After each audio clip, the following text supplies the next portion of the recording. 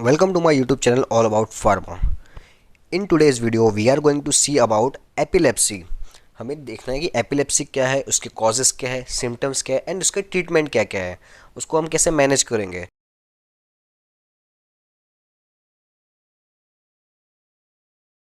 तो एपिलेप्सी जानने से पहले हमें ये समझना पड़ेगा कि सीजर क्या है। तो सीजर एक तरीके से अगर उसको हम हिंदी में बोले तो कपकपी, जो कपकपी होती है लाइक जब हमारी बॉडी कांपने लग जाती है, अगर हमारे ब्रेन के अंदर कुछ एबनॉर्मलिटीज़ है, वो कोई भी ब्रेन के जो केमिकल्स है उसका अगर केमिकल इंक्रीज या डिक्रीज हुआ हो तो उसमें एबनॉर्मलिटीज़ की वजह से हमें बॉडी कांपने लग जाती है, उसको हम बोलते हैं एक तरीके से सीजर। तो सीजर की डेफिनेशन देखते हैं। तो scissor, a seizure is a paroxysmal event characterized by abnormal, excessive, hypersynchronous discharge of cortical neuron activity. It is called seizure. अब देखते हैं एपिलेप्सी। अगर हम एपिलेप्सी की बात करें तो epilepsy can be defined as a chronic seizure disorder और group of disorder characterized by seizure that usually reoccur unpredictably in the absence of consisting provoking factor. तो ये था एपिलेप्सी। अब एपिलेप्सी के देखें तो एपिलेप्सी ना तो कोई कॉन्टेजियस डिजीज़ है, ना ही ये मेंटल इलनेस है और ना ही एक ये कॉजिनेटिव डिसेबिलिटी है। तो ये था एपिलेप्सी। अगर हम इसके न्यूरोलॉजिकल डिसफंक्शन की बात करें कि ये न्यूरोलॉजिकल डिसफंक्शन यानी कि जो हमारा न्यूरोलॉजी है वो प्रॉपर्ली वर्क नहीं कर पा रहा, प्रॉपर्ली फंक्शन नहीं कर पा रहा, तो वो हमें एपिलेप्सी के अंदर कब कब देखने को दिखेगा। तो वो हमें बिगिन एट बर्थ यानी कि कोई बेबी जब बॉर्न हुआ है उस टाइम पे भी देखने को दिख सकता है, चाइल्डहुड में भी देखने को मिल जाएगा हमें, देन एडोलसेंस में भी देखने को मिल जाएगा और इवन इन अडल्टहुड में भी देखने को मिल जाएगा। अब हम बात करें इसके क्लासिफिकेशन की। तो क्लासिफिकेशन की अगर हम बात करें तो एपिलेप्सी मेनली 4 टाइप में क्लासीफाई किया गया है। पहला है पार्शियल सीजर। अब पार्शियल सीजर को 3 अलग अलग कैटेगरी में डिवाइड किया है। उसमें पहला है सिंपल सीजर, जिसमें है दूसरा कॉम्प्लेक्स सीजर, देन थर्ड है सेकेंडरी जनरलाइज। ये पार्शियल सीजर को 3 तरीके से कैटेगराइज किया गया है। अब दूसरा कैटेगरी है जनरलाइज सीजर। अब जनरलाइज सीजर की भी अलग अलग है, अलग अलग कैटेगरी है। For example absence, myoclonic, clonic, tonic, tonic clonic, atonic, then है इन्फेंटाइल स्पैज्म्स। अब थर्ड है अनक्लासिफाइड सीजर एंड फोर्थ है स्टेटस एपिलेप्टिक्स। तो ये थे क्लासिफिकेशन के बारे में। अब हम देखते हैं पार्शियल सीजर को डिटेल में। पार्शियल सीजर की बात करें तो कॉमनली 80% पेशेंट्स में हो सकता है। देन इसमें जो फर्स्ट था वो हमारा था simple partial seizure. Simple partial seizure के अंदर कॉन्शियसनेस का लॉस नहीं होगा। देन इसके साइन एंड सिम्टम्स की अगर बात करें तो कन्वल्सिव जर्किंग होगा, देन स्वेटिंग, फ्लशिंग और फिब्रिलेशन हो सकता है, हेलुसिनेशन वगैरह हो सकता है। सेकेंड था जो था complex partial seizure. Complex partial seizure की बात करें तो इसमें इम्पेयरमेंट ऑफ कॉन्शियसनेस हो सकता है, पर्पसलेस बिहेवियर हो सकता है सामने वाले बंदे का, पेशेंट का। देन जो भी पर्सन अफेक्टेड रहेगा इसके वो एमलेसली घूमता रहेगा, ऐसे वंडर रहेगा अपने एम के द्वारा, वो उसका कोई पर्पस नहीं होगा। देन एग्रेसिव बिहेवियर हो सकता है उसका। देन वो साथ ही साथ में उसको विजुअल हेलुसिनेशन होगा, ऑडिटरी हेलुसिनेशन हो सकता है उस पेशेंट्स को। देन अगर हम बात करें सेकंड जो था जनरलाइज सीजर की, तो जनरलाइज सीजर में भी 3 टाइप के हैं और ये हमारे ब्रेन के दोनों पार्ट जो दोनों साइड हेमिस्फीयर उसको अफेक्ट करता है। तो इसका फर्स्ट जो टाइप है वो है एडियोपैथिक एपिलेप्सी। ये एज रिलेटेड है और जेनेटिक फैक्टर है, जेनेटिक के द्वारा ये एडियोपैथिक एपिलेप्सी होता है।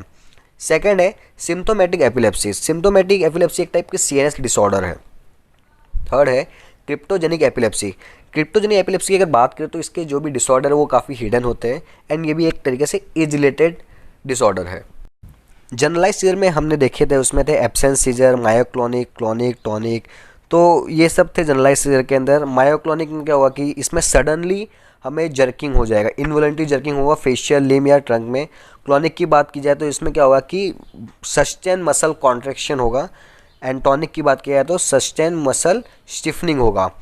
देन टॉनिक क्लोनिक की अगर बात की जाए तो उसको हम लोग ग्रैंड मैल बोलते हैं, जिसमें क्या होगा कि सडन लॉस ऑफ कॉन्शियसनेस हो जाएगा।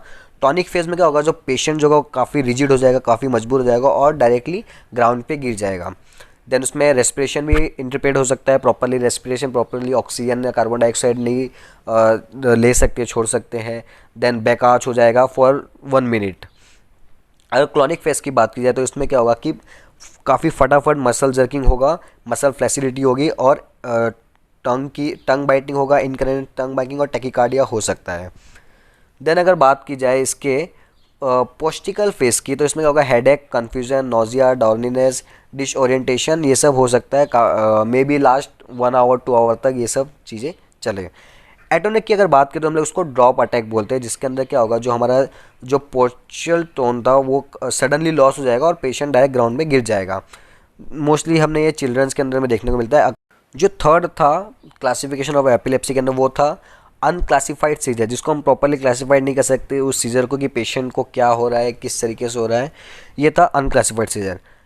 फोर्थ था स्टेटस एपिलेप्टिक्स। स्टेटस एपिलेप्टिक्स में क्या होगा कि सीजर कंटिन्यूसली आते रहेगा, उसकी कोई रिकवरी होने के चांसेस नहीं है उसके अंदर। अब उसके साइन एंड सिम्टम्स की कॉजेज़ की बात करें स्टेटस एपिलेप्टिक्स की, तो उसमें क्या होगा, high fever specially in infant, यानी कि बच्चों में जो लाइक न्यू बॉर्न बेबी होते हैं, लाइक 6 to 8 मंथ के होते हैं इन्फेंट, उसके अंदर हाई फीवर होगा। And drug use, alcohol withdrawal, metabolic disturbance होगा उसके अंदर, हेड ट्रॉमा हो सकता है, ब्रेन ट्यूमर हो सकते हैं, इन्फेक्शन, स्ट्रोक, ये सारे उसके कॉजेस हैं। देन अगर एपिलेप्सी के कॉजेज़ की बात की जाए तो पहला है stroke, brain tumour, brain infection, past head injury, drug use या तो अल्कोहल विड्रॉल, मेटाबॉलिक प्रॉब्लम और दूसरे जेनेटिक फैक्टर हो सकते हैं या दूसरे न्यूरोलॉजिकल कंडीशन पे वो डिपेंड कर सकता है।